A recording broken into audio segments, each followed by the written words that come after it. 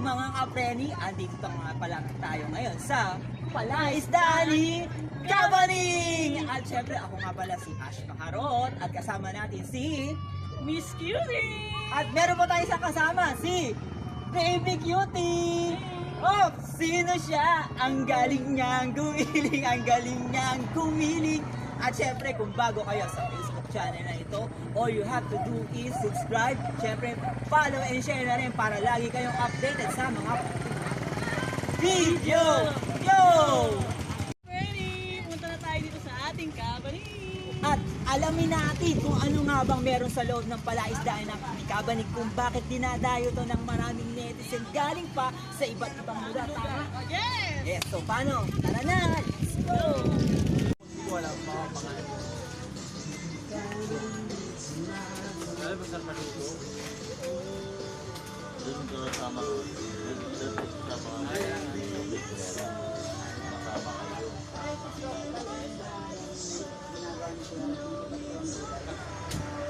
So yun na nga guys, after natin masilip ang dining ng Palaisdaan Cabinet. So bisitahin naman natin ngayon yung kanilang mga kubo at mga pinagmamalaking bangka. Tingnan natin kung ano meron sa kanya. Go! So eto na, nandito tayo sa kubuan. So matanong natin, no, meron ba ditong kubo charge? May kubo charge ba doon? Yes, meron.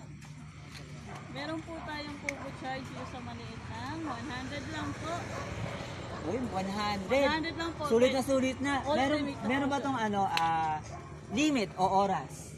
Wala naman po. So nito. wala. For 100 pesos, ilang katao yung kasya dito sa kubo na ito? 5 packs or 6 packs. Uy, tara, pasukin natin. Shoot! Ayun! Ayun, so pang 5 katao daw to. So nakita nyo naman, solid na solid. Meron pang tasa, tabi natin. So yan. So sa 5 katao, sulit na, walang oras, 100 pesos po. Uy, may ilaw pala. Yun! So, punta natin yung susunod na kubo. So makita nyo, yung daan dito, simentado na. So hindi na sila mahihirapang maglakad. Kasi nga maayos na, tapos meron pang mga hala-halaman sa gilid. So nakakatuwa. Next. So ito nga, pangalawang kubo tayo. Tara, pasukin na ulit natin. Woo! Tanan! So yan, malaki yung kubo nila dito. Tapos, pili ko, presko dito, okay lang. Presko dito, kasi maluwang. So ilang katayong kasya dito? 15 packs to 20 packs. Ayun, Yan. 15 packs to 20 packs, mga ka-friendly. At ito, ang kubo charge dito is, 200 lang po yan. so ayun. Ultimate na po yan, sir, ma'am.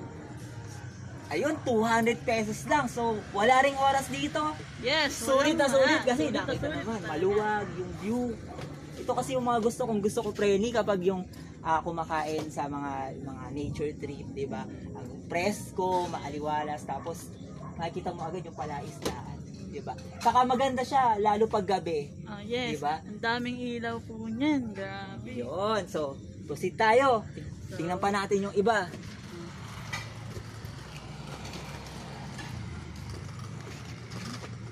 Yun, ang ganda ng mga ano dito, no? Yes, lalo pag umaga po Hala-halaman yan. pa sila dito. Ang ganda po talaga. Ay, nakalimutan ko patayin yung ilaw. Sige, ikaw muna, training cutie. Babalikan ko lang. Okay. Nga po, sabi nga po nila, yan, maganda po dito, saka po, maaliwalas po tayo, saka po, chill lang naman po tayo, mura lang naman po ang ating mga foods. Yan. Kaya po, umikot pa po tayo, syempre. Umikot pa tayo. So yun, meron dalawang klase ng kubo dito sa kanila. Isang small and big kubo. So nakita nyo naman, kahit nandito tayo sa labas. Ulitin namin yung small kubo is 100 ang kubo charge at yung malaki is 200 pesos po. Yes. Nakita nyo naman, maaliwalas.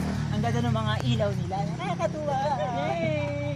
Meron din talang pinaparenta na Maring Cutie. Pinaparenta ng pedal boat and 150 po siya 30 minutes lang po yan. Ma'am, sir. Ayan. Ano po? 30 minutes for 150 pesos. So, Yes. kita mo, pwede mo nang malibot ang palaisdaan ni Kabaning. So, nakakatuwa naman. Siyempre, balita ko, Wim, ano daw, pwede daw mamingwit dito. Yes, pwede. Eh, paano naman yung kapag gusto namin mamingwit? Kaso wala kaming dalang pamingwit, di ba, Preni? Pwede din magparenta ng 70. Pwede rin po tayo magparenta ng ng pamingwit set. 70 lang po yun, guys. Ultimate na po siya. Kahit po anong oras po kayo mamingwit, anong oras po kayo manghuli. Kaya tumambay man kayo dyan kahit alas 12, okay lang po dito. So, ayun, napakaganda nga naman at napakalawak. So, marami ka palang mapapasyalan dito sa palaisdaan ni Kabaning. At ito ay bukas mula 9 to 12 p.m. ayun, 9 to 12 p.m. So, meron bang ano dito, yung sitwasyon na meron pumasok ng 9 tapos umalis ng 12, meron bang Yes, ganun? meron. Madalas po yan, ma'am, sir. So, ayun, pwede pala dito mag-stay ka ng buong araw. So, sa halagang 100 or 200 na kubo charge, pwede ka palang mag-stay ng ganong katagal dito. So, presko pa, maliwalas, order ka lang ng mga foods. At balita ko Preni, mas sarap ang pagkain dito. Siyempre, masarap naman tayo. Aba, mo ang gusto ko yan. Mukhang sa susunod na vlog natin yun ang ating i-content. Okay ka ba doon? Yes naman. Okay na okay. Okay, ayos! So, dito tayo. Tingnan natin yung iba pang mga kubo dito. Oh, dalawa pala yung kubo dito. Ay, kubo. Dalawa pala yung bangka nila dito. Yes. Eh, magkano naman yung rate ng kubo? Parang mas malaki to, ano? Opo. Kaysa dun sa... Mas malaki po yan kaysa po dun sa Vidal Food. So, magkano naman dito? Kasi dito po, 100 lang po siya. 30 minutes po. Maiikot nyo na po lahat yan. So, ilan naman yung kasi yung kabila, yung pedal boat? Tatlo lang po yung kasya. Tatlo lang yung kasya dun, guys. Tapos po, dito naman po kahit po 5 katao po ang kasya. Ba, ito, para mas magandito yung friend group, 5 katao, ayun, ayos. Oo. Parang masarap, lumundag. Kasi syempre, lalo kapag mga summer, di ba, Yes, mainit, oo. no? So, siguro maraming mga nahuhuli dito yung mga naging customer dito, Di ba, sa susunod, mga ka-friendly, susubukan natin yan. Mag-fishing tayo, sa kakain tayo dito.